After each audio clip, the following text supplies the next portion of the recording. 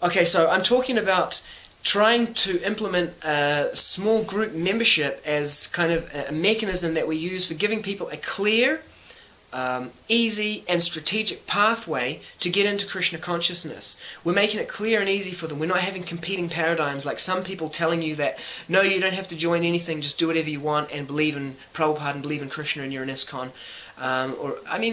It's true that if you are aligned with the principles of ISKCON, you're in ISKCON. But in order for people to get to that stage, we need to help them, to work on their own anartas and to work on their own misconceptions and to work on character formation and solid habits of sadhana and understanding clearly the philosophy, association, all these different things. So it's very useful to have forms in the beginning which help people to go through that. Like in the old day it was you join the Bhakta program, you shave up, move in the temple, you go on the Bhakta program and we give you that conceptual orientation.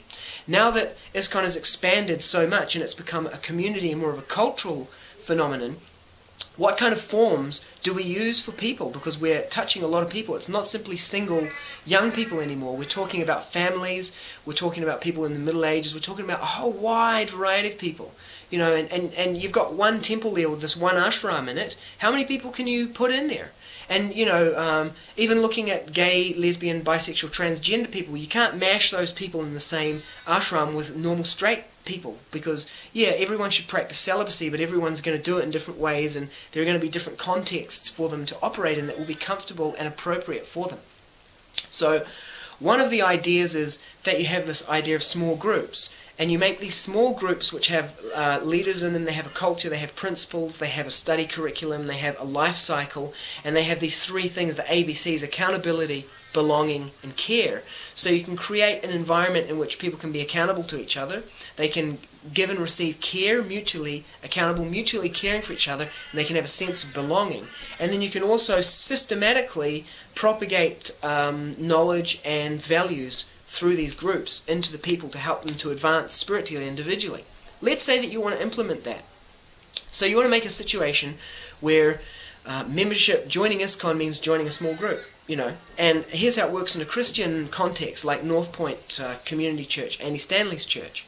Basically they just say, if you want to join our church, membership of our church means joining a small group. So when you join our church, when you decide you want to join, there's a formal step that you can take. You'll join our church and you'll go into Starting Point, which is a 10-week small group environment. We'll put you into that small group. You'll be in there for 10 weeks and that will be your basic training. You'll get that idea of being in a small group, the context of community in that small group. Their groups are called community groups. The principles of accountability, belonging and care in that small group, and will also help you to understand the basic tenets of our faith. So they call it a conversational environment where you can experience community and explore your faith. So they put them into that group, then they'll move them into another group. And so the infrastructure of the church, which has a congregation of about 15,000 people, is based on these small groups. Let's say you wanted to try that in ISKCON.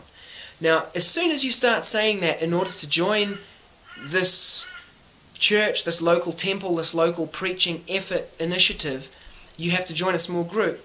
It's going to blow people's minds because your local church, your local preaching initiative equals the temple equals ISKCON. You see, all of those things are mashed into one, whereas in Christianity it's very clear. There's a local church. It's run by certain people who preach in a certain way and they have a certain way of doing things. They belong perhaps to a parachurch organization like the Willow Creek Association or North Point.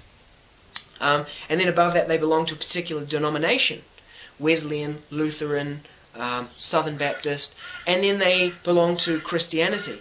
So they have communities within communities, and they have a way of conceptualizing that, which is bona fide. Whereas at the moment, if you try to do anything, it threatens the identity of all of them, because our identity of all of these things is mashed in together. As soon as I start saying that in order to join our church here, or our, I don't know what the word that you'd use to describe it in ISKCON is, our Sangha, our local preaching initiative, you need to join a small group, people are going to start rebelling against it. They're going to say, ISKCON means this. Well, ISKCON does mean that, but what does it mean here at this specific program, preaching initiative that I'm doing at this level? If I do something here, it doesn't mean I'm changing Prabhupada's program. It doesn't mean that everyone else has to do it and that has to become the new way things are done in ISKCON everywhere. It means that in this particular instance, we want to work in this way, and we need to get the separation of things so that we can do it. And one way that we've done things with Atma Yoga, for example, is that we've just separated it out completely from ISKCON, and the way we talk about it is like this. It's a community initiative run by members of ISKCON. So the staff and the people who run it are members of ISKCON, but the actual center itself and what we do there and the way we do it there, that is not ISKCON. That's what we say. In order to not have the management freak out and go, if it's ISKCON, then you have to do X, Y, Z, because that's what we do in ISKCON. You have to have, you have to say Prabhupada's pranams, and you have to do all these particular things. There has to be some, latitude for expansion of the community. It's not that we have to transform the core, but we have to expand out from that, and we have to create more environments and more settings to accommodate a greater variety and degree of people, and we should maintain at the very core of that the central identity of that Brahminical culture of ISKCON within that. But it's becoming more of a federation, and we need models that allow us to do these kind of things within it cleanly and safely. So we need to create a model of a conceptual model of the constitution of ISKCON, which allows the community of communities to manifest within it cleanly, and the relationships to be very clear and non-threatening and non-stifling.